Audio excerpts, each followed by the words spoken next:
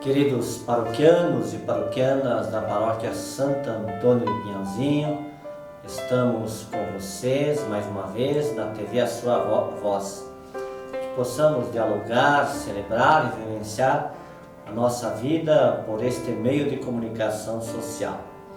Quero trazer alguns trechos bíblicos para nós podermos refletirmos e rezar e celebrar a nossa vida. É um diálogo entre Jesus, Marta e Maria, em que o texto dizia o seguinte: Marta estava ocupada com muitos afazeres. Ela aproximou-se e disse ao Senhor: Senhor, não te importas que minha irmã me deixe sozinha com todo este serviço? Manda que ela venha me ajudar. O Senhor, porém, lhe respondeu: Marta, Marta, tu te preocupas e anda agitada por muitas coisas. Porém, uma só coisa é necessária. Maria escolheu a melhor parte e esta não lhe será tirada. Portanto, Maria, aos pés do Senhor, queria escutar a sua mensagem, enquanto Marta, agitada por causa dos seus afazeres, não deu uma atenção especial a Jesus. Mas ela estava incomodada, estava agitada e perguntou e ordenou quase para que Jesus mandasse Maria ajudar. E Jesus então disse: a sua agitação, a sua preocupação deve ser resolvida diante da situação que você precisa descobrir para viver a sua vida com equilíbrio e fé. Enquanto Maria deu-se esse luxo para escutar o Senhor e fortalecer a sua missão e a sua fé. Podemos nos perguntar como nós administramos o nosso tempo? Não que as atividades manuais, no dia a dia do nosso trabalho, para manter a nossa família, ganhar para o nosso sustento tão merecido, não é importante. Ao contrário, é importante. Mas, por outro lado, também devemos tirar um tempo para conviver com a família, com os amigos, fazer um passeio, vivenciar um pouco mais a nossa vida e deixar que a vida se torne mais leve, porque muitas pessoas estão agitadas, muitas pessoas não sabem o que fazer, não sabem administrar o seu tempo de forma correta. E neste final de semana também nós celebramos um evangelho muito bonito que fala do reino de Deus. O reino de Deus é como um homem que semeou boa semente no seu campo. Enquanto todos dormiam, veio o seu inimigo, semeou o joio no meio do trigo e foi embora. Quando o trigo cresceu e as espigas começaram a se formar, apareceu também o joio.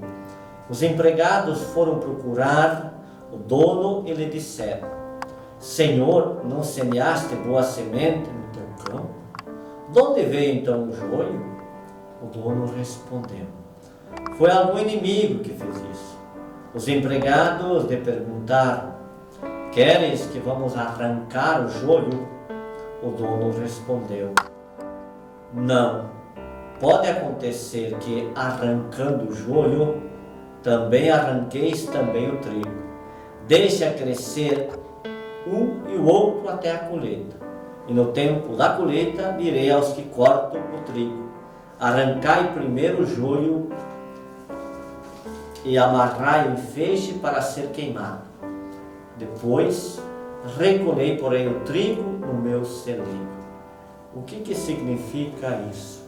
Que muitas vezes a nossa vida, nós precisamos discernir aquilo que é bom e aquilo que não é bom para a nossa vida. Ou seja, tomar iniciativas, realizar atividades com prazer e alegria, mas com equilíbrio. Descobrir aquilo que é favorável para viver melhor o projeto de Jesus e ao mesmo tempo viver uma vida mais saudável, uma vida realmente que nos motiva cada vez mais a continuar a nossa missão, mas por outro lado nós sabemos que tem as preocupações, os problemas, as violências, as maldades do mundo, a fofoca, as intrigas. Então esse discernimento, ele deve ser constante na nossa vida, para também fazer a melhor opção. Portanto, Jesus quer dizer que neste Evangelho, que a vida ela é permeada por essas dificuldades. Nós devemos fazer com que ela se torne mais leve e prazerosa de ser vivida, mas para isso também nós devemos fazer as escolhas. Devemos ir ao encontro da palavra de Deus, do seu reino.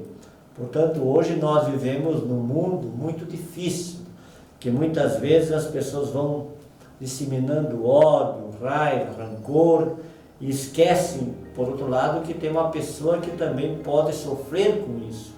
Então, como semear a semente boa para colher bons frutos, talvez é o grande desafio que cada um de nós, como liderança, como cristão, nesse tempo bastante complexo, mas por outro lado bastante interessante para ver as novas realidades, as novas sementes, os frutos do reino. E os frutos do reino devem ser vivenciados e, ao mesmo tempo, a semente boa deve ser novamente lançado na terra. Aquilo que o nosso agricultor e agricultora faz com todo o carinho, prepara a terra, escolhe a semente, a época mais adequada, para depois cultivar, colher os frutos e poder se alimentar. Então pensamos sobre esses dois textos, como viver a vida com equilíbrio, ao mesmo tempo dedicando-se ao máximo, esforçando-se para viver a dinâmica da vida e, por outro lado, disseminar ou semear a semente boa do reino para produzir bons frutos em nossos ambientes, sejam eles familiares, mas também no ambiente do trabalho e dos amigos da comunidade cristã.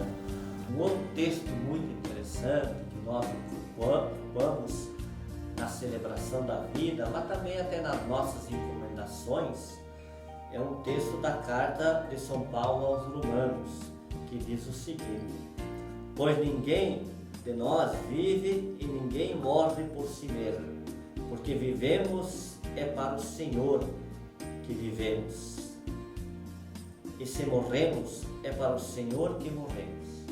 Portanto, aqui nos faz recordar aquilo que as nossas mães fazem com muito carinho e muito amor. Cuidado com a sua família, com os seus filhos. Elas se entregam completamente para a nossa vida. Então nós queremos dizer que nós não vivemos isolados, sozinhos, abandonados. Deus está conosco, mas também os nossos amigos, a nossa família. Tudo aquilo que nós realizamos e fazemos não fica somente guardado para nós, mas deve ser compartilhado e vivenciado com as demais pessoas. Por isso que ninguém vive para si. A vida seria muito pobre se a gente se recolhesse em si mesmo.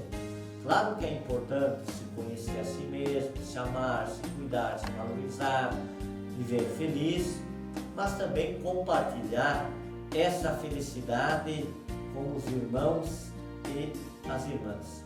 E sabemos que o desenvolvimento humano é um processo de muitas mudanças. Se vamos olhar, a nossa vida ela é muito dinâmica, num mundo bastante plural, bastante diversificado, em que devemos cada vez mais acolher as diferenças e, ao mesmo tempo, viver com elas. E os espinhos que a vida nos coloca, por outro lado, são pequenos diante das flores que nós colhemos. Um outro texto que eu quero trazer presente para nós refletirmos e você também pensar, junto comigo, compartilhar com os amigos, é o texto das bem-aventuranças. Os discípulos se aproximaram e Jesus começou a ensiná-los. Felizes os pobres em espírito, porque deles é o reino do céu. Felizes os aflitos, porque serão consolados. Felizes os mansos, porque possuirão a terra. Felizes os que têm fome e sede de justiça, porque serão saciados. Felizes os que são misericordiosos, porque encontrarão misericórdia. Felizes os puros de coração, porque verão a Deus.